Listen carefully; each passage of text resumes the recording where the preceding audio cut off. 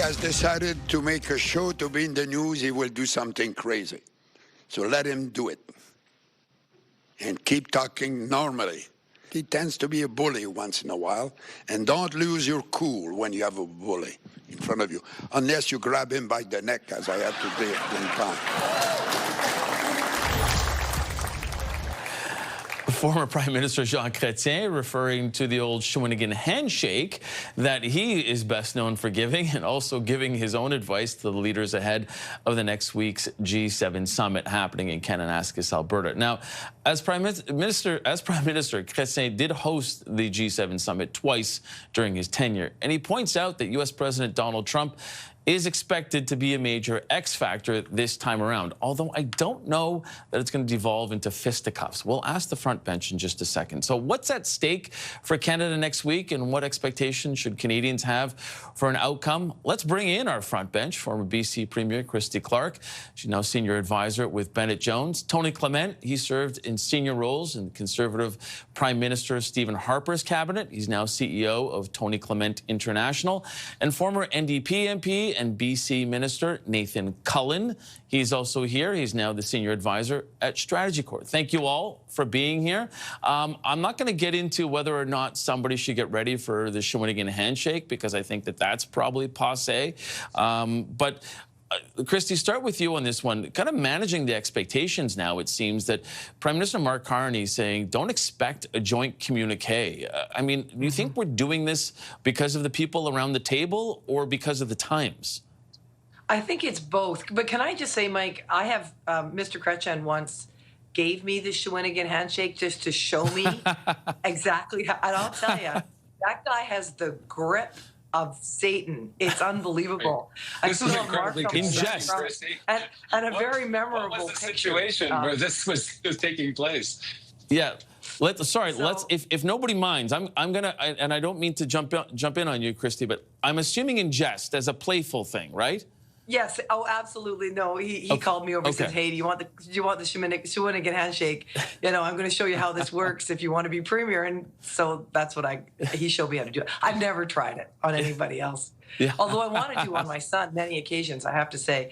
In terms of the G7, I think it's good. You know, it's just such difficult times. Everything's so unpredictable. The world economy is just still trying to find its footing after Donald Trump's Liberation Day tariffs, and it's done so much to destabilize all of our trading relationships and our supply chains around the world. I think there'll be some real focus on that. I think, though, it's very difficult, though, for them to come up with any really clear solutions out of this, because nobody really knows what Donald Trump's going to do next. Although I do think the G7 is going to be a really important opportunity for people to talk about collaboration, to talk about how we will work together. From Canada's perspective, it's going to be, are we open for business again? Yes, we are. Do we want to export our resources around the world and create stronger trading relationships? Yes, outside the U.S. Yes, we do. And do we want to work together on improving our defense cooperation amongst democratic countries around the world? The answer to that, I think, will be yes, too. So don't underestimate how much work goes around the edges of these kinds of events. I've been to a bunch of them, and those relationships are what really are the enduring outcome from this. I'm not sure the communique is the most important part.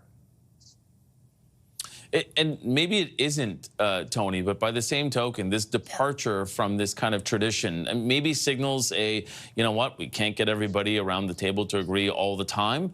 And maybe it is kind of insulating themselves as well from that moment that we remember in 2018 and that iconic photo that, you know, everybody basically said, hang it in the Louvre, is, you know, Donald Trump sitting there with his arms folded as Angela Merkel is sort of standing over him trying to explain something to him. Like, you think we're just trying to avoid that type of moment, or do you think it's just an idea that, you know what, there's so many people around the table that let's just everybody agree on some things, and we don't have to have everything set in stone here? Yeah, I actually think that it's better this time than it was in 2018. You know, Donald Trump didn't like Angela Merkel. Well, Merz is around the table. He seems like Merz from Germany. He seems seems to like Starmer from the UK, so and Japan as well. So and dare I say, Mark Carney. So I think that maybe they're lowering expectations. There may well be a communique. I don't know.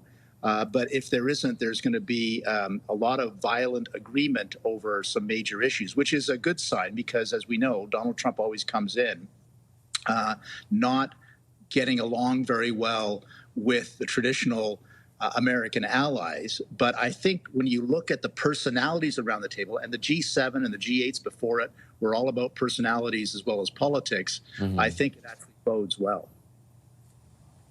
Nathan, how much pressure is on Mark Carney to make sure that as we emerge from this, that there are no eruptions following it, that essentially it's a do no harm type of summit? I don't know how much he can be held accountable for the actions of someone like Donald Trump. I mean, he's hosting the meeting. He's setting the agenda. There's nothing on the list that most people would say is a problem or not important. Yes, they're probably trying to avoid, I don't know if that was art-worthy, that picture. It looks surreal, frankly, to many of us, that this is actually happening. The global leaders of the world are gathered around this petulant man who won't sign on to a statement that wasn't even all that controversial. But we know this president loves the theater. He loves stirring things up, even in the midst of really important conversations that matter. We saw this with Zelensky, where Trump sort of offhandedly said, this is going to be great TV. Forgoing the idea that you are speaking to somebody who is under attack from a foreign invader and all the rest, that leaves many of us as former political leaders gassed a bit, right? Like, this is serious business. So the expectations are lower. I don't think most Canadians care one way or another generally about these joint communiques, but it does represent, were you able at least to agree on things in basic principle without a lot of details? But Christy's right. If good relationships are made, that's positive. I'd say the main effect, though, of Trump attacking all of these former allies, Canada, Europe, etc., is it's pushing us closer together on things like trade and on defense and other things. I don't think that was his intent, but I think moments like G7, does Trump come and throw a fit or not? Sure, it matters, I guess, but mostly I care, how are we talking to Europe? Are we getting along better with Asia? Are we reaching into South America and other places to expand our opportunities, not so fixated on one man's disruptions, or whatever you want to call them these weeks? Yeah, and Christy, I guess that's why the pluses, and not to say +1, but it feels like it's, G7 plus 7 or 8 now. I guess that's why those are all the more important now, and having those people around the table, not just Ukraine, because some of those meetings on the margins will be so important. Yeah, they will be. I mean, there's never been a time where the Western world has been so vulnerable to foreign interference. I mean, you certainly see the hands of hostile nations all over the internet, causing all kinds of disruption in Canada, in the separation debate, in Alberta, for example. So we really need the sane, civil, democratic discussion in the Western world to come together. For the first time in a long time, the United States is going to find itself on the sidelines of that. But in the long term, I think it's good for Canada, because we need to step up and we need to find ourselves back toward the top of the world order, a country that has an influence and a country that's multilateral rather than unilateral, which is, I sort of, in a way, based on our trade patterns, we've really just fallen into the bad habit of thinking we can depend on the United States to make sure Canadians have a good standard of living. It's not enough. And this G7, I hope, will really signal for the world that Canada's back. We want to be a part of something bigger, and we want to be open to something more than just being a junior trading partner to the United States. Christy raises a challenging. We're going to leave that here. Yeah, sorry. Sorry, Nathan, if you can make it in 10 seconds, because I got to take a quick break. India is obviously going to be proving an interesting and challenging visitor, both domestically and for foreign interference that we've seen. So that's one moment of challenge for Mr. Carney, for sure.